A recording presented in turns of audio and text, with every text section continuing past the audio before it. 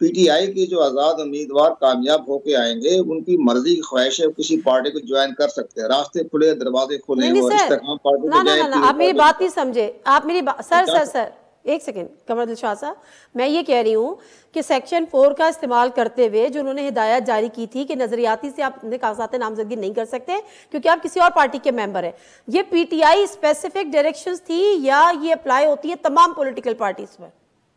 ये सब पार्टियों के लिए है, इसमें बहुत बड़ी चीजें हैं, इसमें पेचीदगियां हैं, इसमें बाबरे बाद में आएंगी चीजें, वो सब बातें आएंगी। हाँ, तो उन्होंने ये कहा था कि चलें, बिल्कुल ठीक है, बिल्कुल ठीक है। अच्छा, दिलचस्प बात है, दिलचस्प बात है। नहीं, बिल्कुल ठीक है ना, मैं वही क्लैरिटी चाह रही थी कि पीटीआई स्पेसिफिक है या नहीं है। अजहर सिद्दीक साहब, बाकी बातों पे तो मैं आती हूँ कि जो कर सकते हैं या नहीं कर सकते हैं, जिसका इन्होंने अभी जिक्र भी किया कि कर सकते हैं, वैसे तो 3 दिन की मोहलत होती है, बट लेट्स सी कि सेक्शन 4 का इस्तेमाल करते हुए इलेक्शन कमीशन क्या डायरेक्शन जारी कर दे। लेकिन उससे पहले अगर कि ये डायरेक्शन जारी की कि किसी और पार्टी के टिकट से उम्मीदवार नहीं इलेक्शन कॉन्टेस्ट कर सकते और ये अगर अप्लाई होती है नॉट ओनली पीटीआई स्पेसिफिक तमाम पार्टीज पर, तो ज़रा रोशनी डालिएगा। मुझे कल भी मैंने कहीं ये सवाल किया था, उठा रही हूँ कि बिलावल भुट्टो जरदारी साहब पाकिस्तान पीपल्स पार्टी के चेयरमैन है, लेकिन जो पाकिस्तान पीपल्स पार्टी पार्लियामेंटेरियन है उसके टिकट से इलेक्शन कॉन्टेस्ट कर सकते हैं या कर रहे हैं, करते आए हैं, और अगर ये डायरेक्शंस का की इम्प्लीमेंटेशन या अप्लाई उन पे नहीं होता फिर? बहुत शुक्रिया। हजारों ख्वाहिशें ऐसी कि हर ख्वाहिश के गम निकले, बहुत निकले, अरमान पर कम निकले, गम नहीं निकले, दम निकले सर। मैं जरा जान के कहा मैंने। अच्छा चले। अच्छा, कमर दिलशाद साहब को ना इन मामलात में खुद ओपिनियन नहीं देना चाहिए, कॉन्फ्लिक्ट ऑफ इंटरेस्ट आएगा। वो निगरान हुकूमत को रिप्रेजेंट करते हैं, उन्हें इस तरह का मेरी जाती राय यही है कि उन्हें इस तरह के मामलों जो उन्होंने इंटरप्रिटेशन की है, मैं इत्तेफाक ही नहीं करता। जो बातें की है उन्होंने बिल्कुल आइन और कानून से हट कर की है। पहले तो बिलावल भुट्टो साहब को भाई ख्वाहिश है ना, उनकी ख्वाहिश रहे, यानी वो वजह ये है उनको नजर आ गया है कि पाकिस्तान तहरीक इंसाफ के अलावा इलेक्शन जीत नहीं सकते हैं, तो इसलिए कोशिश है हमदर्दियां लेने की। हाँ, ये हमदर्दियां ले लेते। 5 जून को मैंने कहा था कि मिसा के पाकिस्तान करने इकट्ठे हो जाए और इकट्ठे होकर आप आ जाए, लेकिन वो किसी ने कोई नहीं किया। इमरान खान अकेले जंग लड़ी है और अब इलेक्शन भी 8 फरवरी के बाद सोचेंगे हमने किस सियासी जमात के साथ जाना है, किस सियासी जमात के साथ इत्तेफाक करना है। मैं क्लैरिटी दे दूं आपको। पहली तो बात है कि आर्टिकल 17 के तहत सियासी जमात को बैन किया जा सकता है। पाकिस्तान तहरीक इंसाफ का वजूद है और इलेक्शन कमीशन का हक ही कोई नहीं है। पहले उसने अपने इख्तियार से तजावुज करके अब तक जितने फैसले किए सारे अपने इख्तियार से उसने तजावुज की है।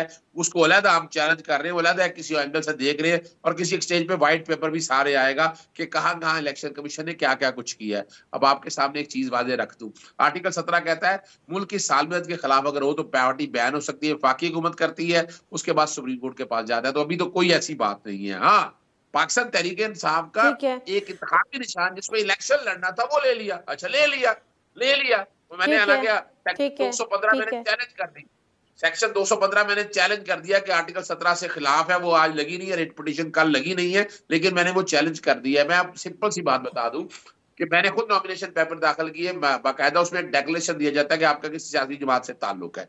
मैंने लिखा कि पीटीआई से ताल्लुक है।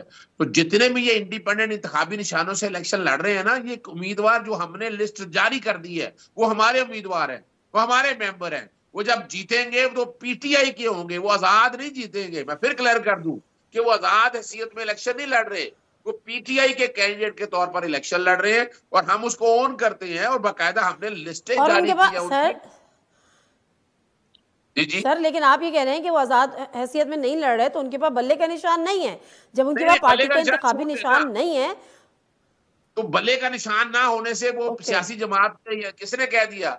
सियासी जमात के वो अपने एक इंतखाबी निशान मिल गया उनको, उससे क्या फर्क पड़ता है? इंतखाबी निशान तो सिर्फ निशान है ना, लेकिन वो कैंडिडेट तो पीटीआई के है। उनका नॉमिनेशन पेपर जब दाखिल हुए बाकायदा उनका डेक्लेरेशन किया हुआ है, और इसीलिए ये जो जिस नोटिफिकेशन का जिक्र कर रहे हैं कमर दिलशाद साहब, उन्होंने इलेक्शन कमीशन ने जब देखा कि भाई आपने तो डेक्लेरेशन दी हो एक सियासी जमात का, आप दूसरी सियासी जमात का डेक्लेरेशन कैसे दे सकते हैं? वो बिल्कुल ठीक कहा था और उन्होंने बात नहीं मानी।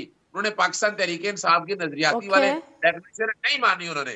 तो इसका मतलब क्या है कि पाकिस्तान तहरीक इंसाफ की जो डेक्लेरेशन पहले दी गई थी वो इन फील्ड है, और वो उसी के मुताबिक जो है ना, अब इसमें किसने कहा कि 72 घंटों में जाके ज्वाइन करना है? 72 घंटों में वो ज्वाइन करेंगे कि जो आजाद के तौर पर जीते जाएंगे, जो इलेक्टेबल के तौर पर आएंगे।